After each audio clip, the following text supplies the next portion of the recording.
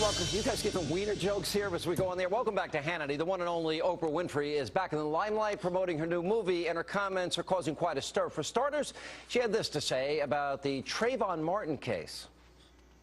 It's so easy during this time, Trayvon Martin parallel to Emmett Till, let me just tell you. In my mind, same thing. But you can get stuck in that and not allow yourself to move forward and to see how far we've come. All right, that's not all. The media mogul also managed to take a swipe at little old Fox News. Take a look at this. The film's so big, director Lee Daniels reportedly even courted President Obama for a cameo. Oprah? No, he couldn't get Obama. And, you know, that's why Obama is our president, because he knows not to go and get himself in a movie and be on Fox News every day afterwards. Yes, Obama is very smart. That's so smart. Why shouldn't he come on Fox News, Oprah? Here with reaction. Now, Oprah's comments from the New York Civil Rights Coalition. Mike Meyers, Fox News contributor, Deroy, Murdock. I've always viewed Oprah, and maybe I'm wrong, my perception, not as somebody very racial at all. She left Jeremiah Wright's church. No one's ever asked her about that. I would like to hear why she left.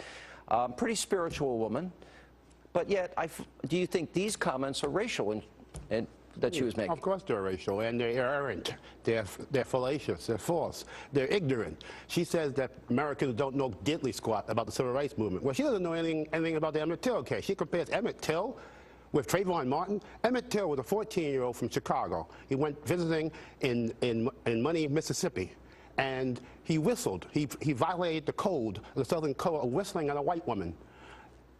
That white woman's husband and his brother-in-law went out, sought Emmett Till, took him to a barn, kidnapped him, beat him up, gouged out one of his eyes, and put a bullet through his head. Okay. And then they wrapped him in and put a ton on him, wrapped him in barbed wire, and put him in the Tallahatchie River. That is not Trayvon Martin or George Zimmerman.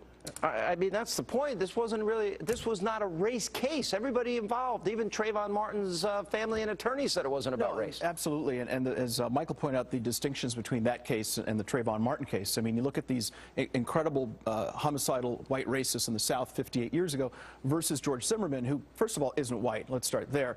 He took a black woman to his high school prom. He started an insurance business with a black man. He mentored and tutored disadvantaged black kids. And he actually went to, in Sanford, Florida, went to a public event to defend a homeless black man who was being harassed by the son of a white cop. So this is very different from the people who killed Emmett Till. I don't think they probably did any of those things. But to answer your question about Oprah Winfrey directly, yeah, she used to be a bridge over troubled water.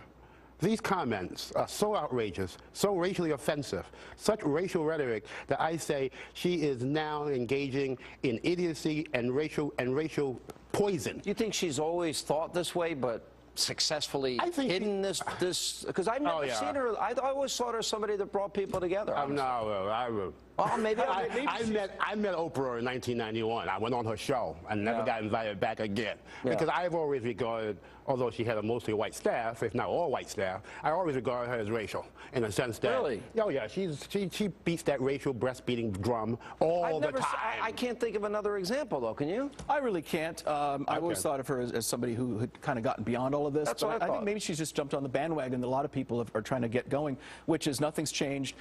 Jim Crow's still alive and well. This is like America, the American South from the you know, before the '64 Civil Rights Act. That whole idea, that theme is something here over and over and over for a lot of black left activists. Oprah's a hypocrite. It's very poisonous, very dangerous. You have hostility towards Oprah. I do, because I know who she is. I know what she represents. She is a hypocrite. Why do you say that? Talking about millions of blacks were lynched in America. Oh, excuse me.